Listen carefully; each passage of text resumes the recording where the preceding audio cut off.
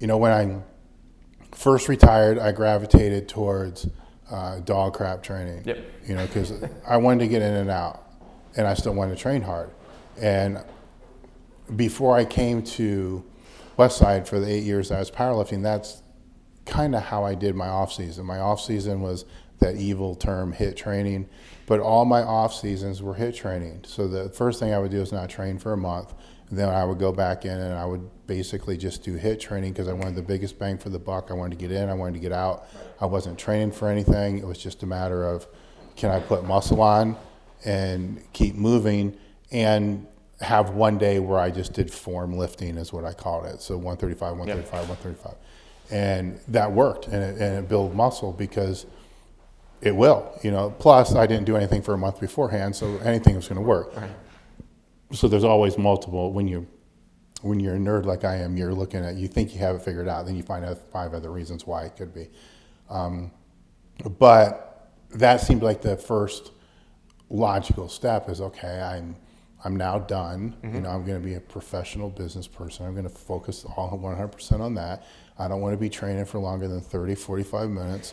And I went in, I did it, I liked it. It lasted about 6 months. And then it's like, fuck this. Then I gravitated back to speed squats. And I like the dynamic work. The max effort work, I could give or take it. I'm really only doing it now for my joints. But that dynamic stuff, I love that. Because you can go crazy, and add weight, after your sets to see if the force carries to the heavier weight. Or you can go, can I do 30 sets? And I love that, pop off that. Then I trained with John.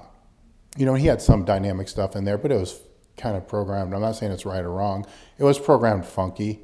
To me, I see why he did it, because he doesn't want bodybuilders to get hurt. But knowing how the body responds to explosive bouts, it's probably not the best thing to be putting 3/4 into your training session.